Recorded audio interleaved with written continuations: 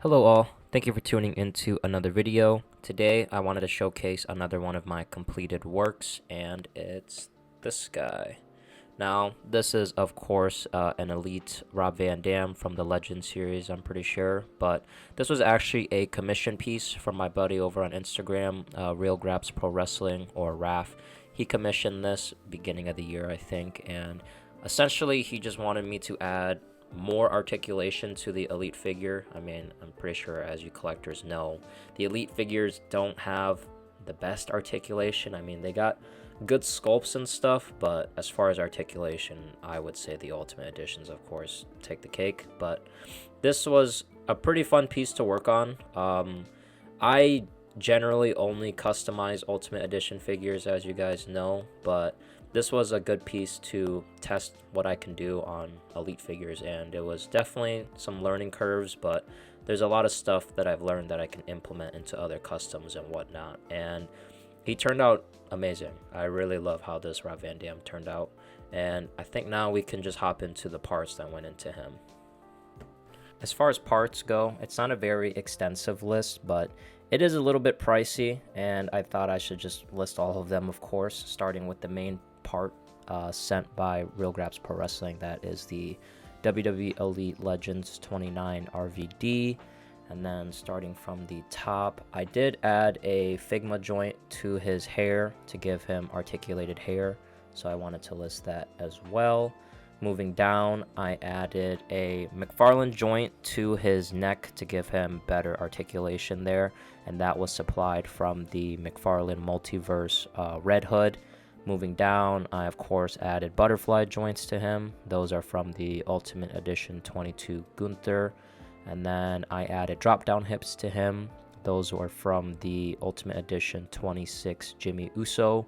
And then the knee pads, those were already on there when Raph sent me the figure. I don't know where he got those from. It might be from a Jazzwares figure or something. You guys gotta let me know. But the final thing I can list is the feet. Those are from the Ultimate Edition 25 Damian Priest. And like I said, it's nothing crazy part-wise. Like, that's probably, what, 4 or 5 figures or something like that. But they're all pretty pricey figures, if I do say. I think this RVD on the aftermarket is going for maybe like $40 or something like that. Gunther and Priest, or even the Jimmy, they're all going for like $50 and stuff. And I just wanted to list all those so you guys, if anyone does any of these mods or anything to this RVD figure or anything like that, that you guys know what you're getting into. And it's not for the weak, and that's why I also like to preach patience when you're doing stuff, because parts cost a lot and figures add up over time and everything, and things are getting more expensive nowadays. So if you guys are doing this, just proceed with caution. And I think now we are good to hop into the mods that I did to this guy. Alrighty guys, and welcome to the mods overview portion of the video. This one's going to be a bit different than the usual, only because I didn't really take pictures or record any footage of me working on him, because I didn't think I was going to make a video on him, but here I am. So we're either going to go in chronological order of the mods I did from start to finish, or we'll just go from easiest to hardest. I don't know. For the mods, I'm actually just going to split it into bottom half and top half, and we're just going to start with the bottom half because these are the easier mods that I did. First thing I did was I added some Ultimate Edition Damian Priest feet so we could have the articulated toes. This was straightforward, just heat and pop. Next, I added drop down hips. You guys know me and drop down hips. I really like that articulation point. Now, these are, of course, from the Ultimate Edition Jimmy Uso, and you guys know my process. I crack open the torso, cut out room, and then I set the drop-down hips in place, and they work really well. It's all smooth and everything, and I did also cut away at the hip in here just to allow more side articulation so he can get more of a split, because, you know, it's got Van Dam in his name. It's got to be able to do some splits. And they work out really nice, and I just glued it all back together for the bottom half, and that basically completes it for the bottom half. So now we can move on to the top half. The top half is definitely where the more extensive mods were done, but it was definitely worth it in my opinion because he turned out pretty sweet, and we can just start from the top and work our way down. So I did end up adding a hinge joint to his hair. How I did that was I just cut off the stock peg, I drilled a hole into it, and then I glued this Figma joint in place. And then for his head, I added some Procreate sculpt, and I put this in there so it could form its own peg hole. And then I painted it brown, of course, but this turned out very, very swell, in my opinion. He gets much more dynamic posing with his hair and whatnot, so that's pretty cool. Now, moving to the neck peg, I did, of course, update that. You know I had to. This is literally just a McFarlane joint, and it's right here. This is from the McFarlane Red Hood figure, and I just turned it upside down, placed it in there. I cut the disc off, and then I screwed this Mattel neck peg ball joint onto there. And I did cut down the sides, of course, just so when you're swapping the heads, the whole peg doesn't come out with it, and it worked out pretty well. And I will point out that there is a little bit of a curve in the barbell peg, and that was by design. I wanted this to work like a Mafex neck joint, and how theirs is the same exact way with the curve in there. Depending on which way you have it, you can either look down more, or if you turn it this way, you can look up more. We'll hop into that more in the articulation portion of the video, but I did want to point that out. And now we can address the elephant in the room, and that is the butterfly joints that I added. These turned out pretty sweet, if I do say so myself. And shout out to Maniafigs. I wouldn't have done this if he didn't post his video doing, or his little Instagram video doing this, I guess. But I didn't glue this together, so it works out in my case because we can just open this up and I can show you guys. And there you go. That's what's behind the curtain. You can see that's the neck peg, of course, but everyone's more interested in the butterfly joints, I would imagine. So this took the longest. This was definitely the most tedious mod I did for this guy. And first thing I did was I, of course, cracked the torso open and I removed his arms, and I just started dremeling the absolute crap out of here, just as much as I could without ruining or deforming the figure. And I was just going little by little and matching the butterfly joint, just seeing how much I could do to get a perfect fit, and it worked out pretty well in my case. And these butterfly joints are, of course, from the Ultimate Edition Gunther figure. They are, I think, they are the smallest butterfly joint out of all the Ultimate Edition figures, and I definitely needed that for this figure because the RVD torso, or the Elite torso, is pretty thin, so anything bigger and I probably would have ruined this figure. And after I removed the space in there and everything, you can see I did add some Procreate sculpt just so I could form like little holders for these I guess like pegs for the butterfly joints. Now I did cut the top one off and I added a little screw in there instead because the stock peg would not fit here. So I offset it a little bit so it could still retain the movement but still be held in place, and it worked out really, really well. I do have like a Bret Hart figure that I did do a trial run on, and you can see this is what the stock Elite connector looks like for the regular arm, and this is what I had to do to get the butterfly joints to fit. And you can see just how much I removed comparing this side by side, and I did it even more so on this figure. So you just got to be patient with this. If you guys do try out this mod, just go low and slow. You don't want to ruin any figure because this guy, I'm pretty sure he's very pricey on the market. But the final thing I guess I can say I did was I did increase his ab crunch articulation. If you guys want to learn how to do that, go check my short out on how I did that. But he gets a little bit more crunch back and more crunch forward now. And you just got to believe me when I say that. I don't have another RVD figure to show you, but that is what I did.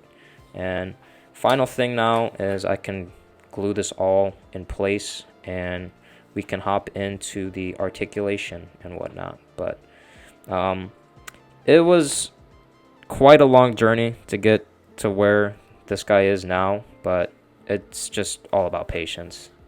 And it turned out pretty well, honestly. So we can just move on now. Before we did move on, though, I did just want to compare the innards, I guess, of the RVD custom to the Gunther, just so you guys can see my thought process. I added the sculpt here to try and match up with this, and just to hold the butterflies in place, obviously, but it turned out pretty nice. Even up here, I tried to do the same thing with the little screw I added, so it actually worked pretty well. I will say, if you guys do this yourself, just be careful when you're removing space in here, because some of the plastic runs a little thin up here, and if you keep going at it, you're just going to poke to the outside and ruin your figure. So don't do that. Be patient with everything you do, and it'll be worthwhile in the end. But yeah, I just want to show this off. And for his articulation, starting at the top of his head, he's of course got the hinge on his hair here. That allows it to go up and down, and it can swivel around 360. You could even move it to the side if you wanted to make it go left and right. Moving on to his head, he's of course got the new neck peg in there, and let me actually see which way it's facing. It's facing downward right now, so he can look down much more right now. Looking up, not so much. But if you spin it this way, there we go. Now he can look up much more, and that is, I would say, much more than a standard elite figure. So there's that. He's of course still got the tilt. He can hula hoop, go 360 around everything like that. Moving on to the arms, they work just like a normal figure. They go around 360, come up to the side this far.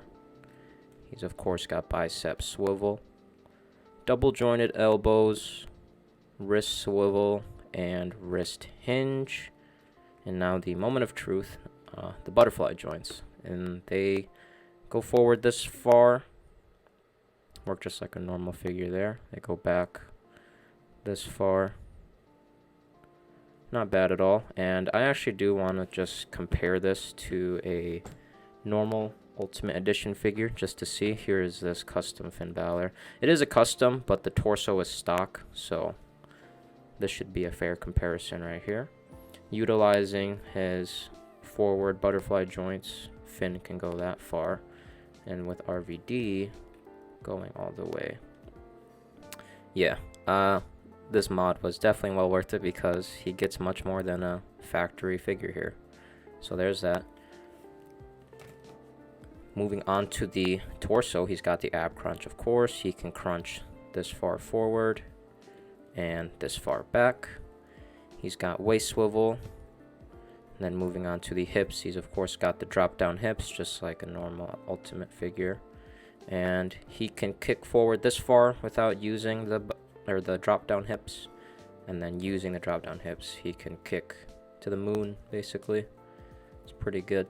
And then out to the side, I did of course mod him so he can do the splits, and that's pretty good as well. He's got thigh swivel, double jointed knees, and then with the knee pads that Raph swapped on here, he can get better bend at the knee there. Then of course he's got boot swivel. His ankles, they can hinge down, hinge up. He's got the ankle rocker, and then he's got articulated toes. So he can definitely move really good, way better than a normal elite figure, and even better than an Ultimate Edition figure. And this is another thing that I wanted to see.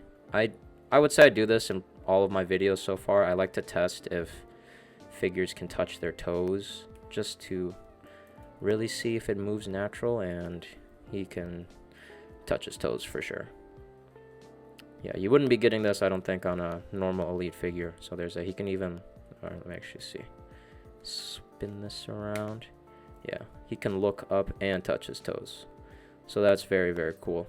Yeah, articulation on this guy is really nice. I don't have anything else to say about that, so let's just move on to his accessories. Now, as far as accessories goes, it's for sure pretty bare on camera, and that's because I don't have the other accessories that came with the Legends RVD. Raph didn't send them, and I didn't expect him to, because he's just commissioning some articulation points to be added to his figure, and I mean, it's not really a big deal to me. So I can just list the accessories that I would include with this guy. I guess we can just start obviously with the ones that we have on camera. So these are of course just some fisted hands, nothing too crazy, nothing out of the ordinary. You know, just some fisted hands to match his wrist tape hands over there. So there are those. Next, and finally, we've got the Spinner Belt WWE Championship. This thing is very nice, of course, when he beat Cena. And, I mean, not much else I can say about that. That's all I got. I guess I can list other accessories that I would include with this RVD. Of course, I would want to include his custom Money in the Bank briefcase, the blue one. That's pretty sick. And then the oval IC title, I would include that as well. And as far as hands, maybe I would include his pointing at himself or thumbs up hands so he can do the Rob Van Dam pose. I'd probably also include maybe splayed out hands or like relaxed hands or something like that, or the gigantic splayed out fingers. I'd probably include that as well, and in the matching black wrist tape, of course. But I mean, other than that, I don't really know what else you'd include with an RVD figure. Maybe an alternative like smiling head or teeth showing head, something like that. And I would list like his straight hairpiece that came with the OG figure, but adding the hinge joint to this hairpiece kind of makes the other one redundant, so maybe I wouldn't include that, and I'd probably just include a couple of hands, a different head sculpt, and the 2 belts, and the Money in the Bank briefcase. But I guess that completes it for accessories. We can just hop into size comparisons now. To the top of his head, RVD stands just a little under 6 3/4 inches. I think on camera it's probably looking like 6.5, but that's just because it's like tilted upwards a little bit. But that's the one downside I would say that I have with this figure is his size, and that's just because Elite figures run a little bit smaller than Ultimate Edition figures. But I'm going to compare them anyways to some Ultimate Edition figures. Here we got the Finn Balor from earlier. It's custom Ultimate Edition Finn Balor. And then I got this Ultimate Edition Pack custom. And yeah, on camera he looks very tiny. In person, Neville and him stand about the same height. So I mean, I can't complain too much. I just wish he was a little bit taller, but I mean, that's just by design. He's gonna run smaller, of course. Moving on, we've got this Ultimate Edition Cody Rhodes. And then we got this Ultimate Edition Triple H. And those scale pretty decent, I guess, next to each other. They look alright. Let's get these guys out of the way. Then finally, I've got this Ultimate Edition Randy Orton. And then my last custom, this Ultimate Edition Cena. And those look pretty well, or they scale pretty well as well. The Cena, I think, looks very awesome next to RVD. Of course, you know, opponents and everything and whatnot. So, can't complain too much with these guys either. Yeah, I mean, the height of all Elite figures is the one thing that I say that I don't like, is because they're all just too short, which is weird because they're all made by the same company. So it's interesting that they have different scales going on, but that's all I got for comparisons. I guess we can just keep moving on. And that should actually about do it for this video here, guys. I don't have anything else to say other than I'm really happy with how this RVD commission turned out. Everything worked out perfectly for me, and I didn't have to waste any parts, and nothing got ruined. So it's always a good day when customs turn out the way you want, and I really hope that Raph loves this commission as well, if he's watching this or when he receives it or whatnot. You guys will of course see his posts of this figure when he receives it, so don't forget to check out his page for more photos and poses and whatnot of this guy. And of course, shout out to Maniafigs as well. I wouldn't have done the butterfly mods or anything if he hadn't posted his Instagram video.